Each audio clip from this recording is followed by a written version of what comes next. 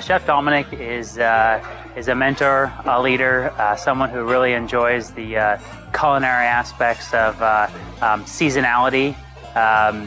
Really like to take what I've learned over the years in the business and to kind of transform that into some of my younger cooks to get them really excited about the business itself, kind of the chaos that it creates on a day-to-day basis, as well as the excitement that it brings for hospitality.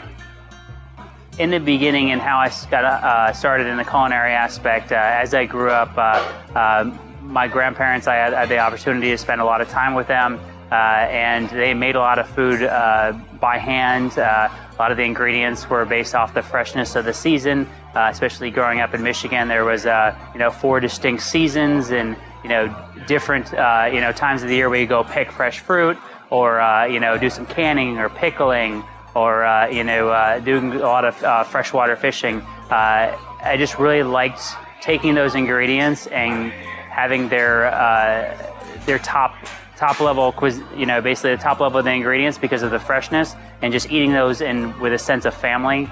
I really enjoyed cooking. It brought everybody together, and that's kind of the warmth and the excitement I get out of it is really having that happiness of people who can eat your food and kind of see what your mindset was when you made it, and just sit back and enjoy and enjoy the experience of eating with you or something you make.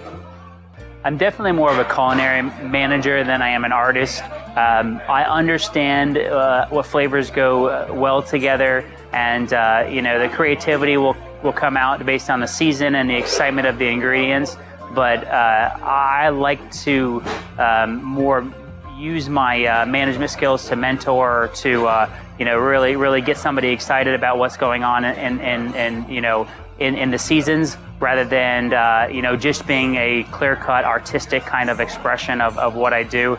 I base a lot of my food more on the senses of the tongue and the understanding of acidity, flavors on the palate, textures, than I do really just using a straight up artistic, kind of colors and shapes and things like that. I don't get lost. There's a lot of functionality in my food, but everything pretty much is there for a reason.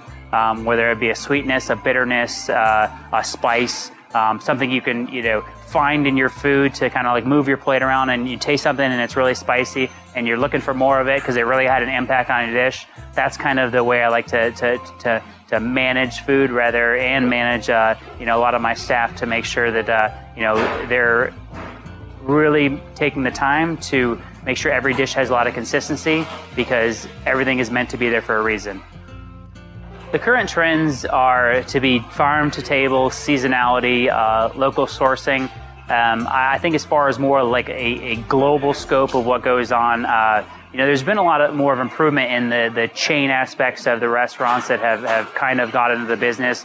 But the difference between a lot of chain restaurants and a lot of restaurants who are truly farm to table is, a lot of us try to stay away from getting too many gluttonous ingredients. You can always add cheese to something and, add a fat here and there. But if you really change it around and you take these fresh ingredients and try not to manipulate them that much and just have people enjoy them with a little bit of olive oil and salt, it truly takes the art to not manipulate something and to really show off its wonderful flavors, and to show what the area around you can provide from these local vendors that you use.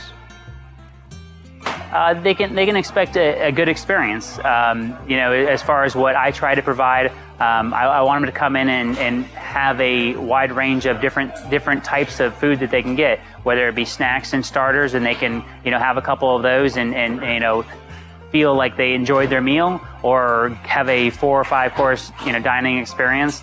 They come in and we try to not have too many items that reflect one another, in the sense that we have some that have a lot of acid, we have some that have a very good vinegar base, a sweetness, and some of those trends that have come around as far as like playing that kettle corn kind of aspect with sweet and salty. We play around with those a little bit on entrees, something that would seem like it would be very straightforward and boring. Like our steak we have right now with a farro. We kind of make it with We take Parmesan stock and smoked butter, really give it a lot of depth and flavor, a little bit of heat from the jalapeno, and a little bit of kick. Yeah, it's a butcher steak or a flank steak, but we give it a little bit of character, something that really will make your experience more memorable in the sense that it's different, it's unique, and not everybody does it. I would say the most memorable experience would be when I worked at restaurant Gary Danko in San Francisco. As far as a sense, I was a culinary extern there, so I didn't have a huge role in the kitchen, but just to see the symphony of service that went on as far as the communication, the respect for the cuisine and the items that were on the menu, as well as just the execution.